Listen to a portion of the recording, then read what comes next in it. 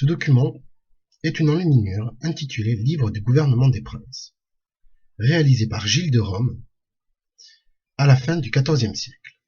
Elle est actuellement à la Bibliothèque nationale de France à Paris. Ce document est particulièrement intéressant car il s'agit d'une image idéalisée de la rue marchande qui montre une ville dans laquelle les marchands ont une très grande influence.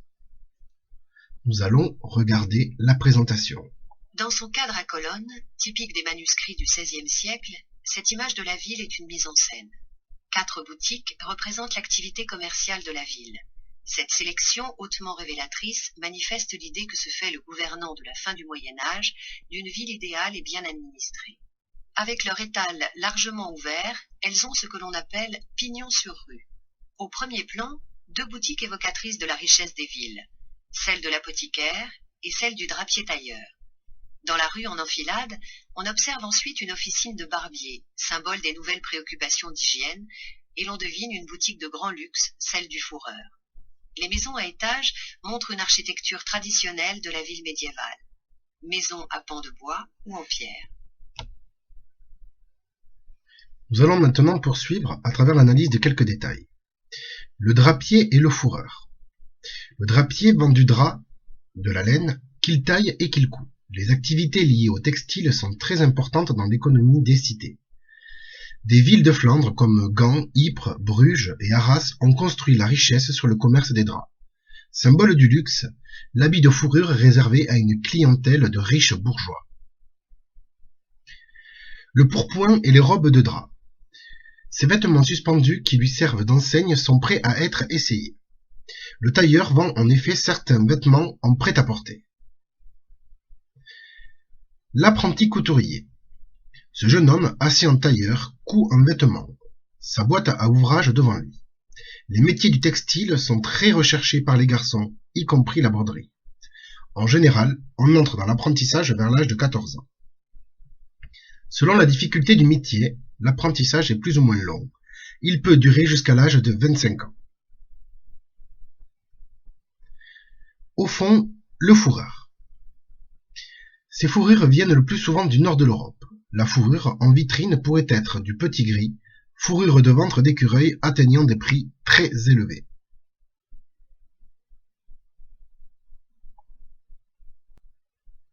L'apothicaire épicier. L'apothicaire vend des produits médicinaux, mais aussi des épices, d'où le nom d'épicier.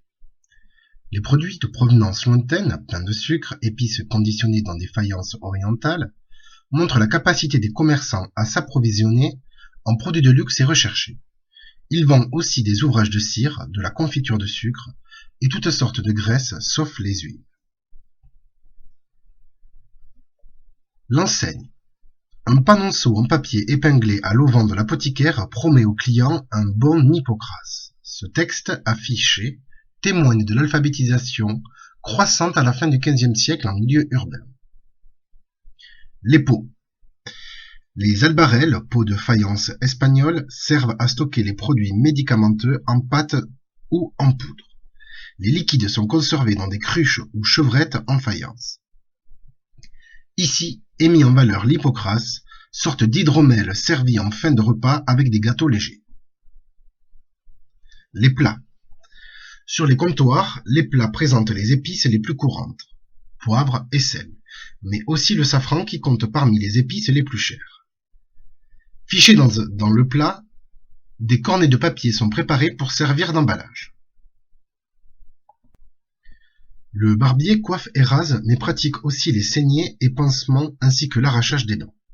Peu à peu, les barbiers vont suivre des cours de médecine pratique et deviendront barbiers chirurgiens. L'officine du barbier est devenue, dans l'iconographie de la seconde moitié du XVe siècle, le signe même de la civilisation urbaine et de son aspiration à l'hygiène et à la propreté.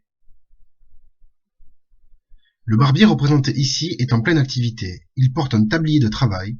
Les vêtements des clients sont protégés par une serviette blanche. Son enseigne correspond à un des outils du barbier. Le plat à barbe fonctionne comme un pictogramme. Le plat à barbe. Sur le comptoir, Les plats à barbe ou bassins en laiton servent à recueillir l'eau et le savon.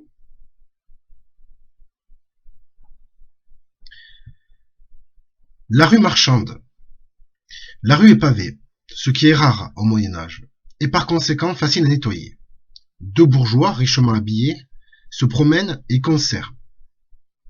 Cette propreté idéalisée doit inciter les citadins à emprunter la rue et à favoriser le commerce. L'hygiène des villes devient au XIVe siècle une préoccupation majeure. Même si les rues demeurent sales dans la majorité des villes, on voit dès le XIIe siècle des édiles concevoir des égouts couverts et organiser un service d'ébouage. C'est le cas à Strasbourg dès 1405 et dans les villes de l'ouest de la France à partir du milieu du XVe siècle. Ce texte, écrit en français, précise l'organisation de la ville nécessaire au bon gouvernement. La rue marchande devient un exemple significatif de l'organisation de la société.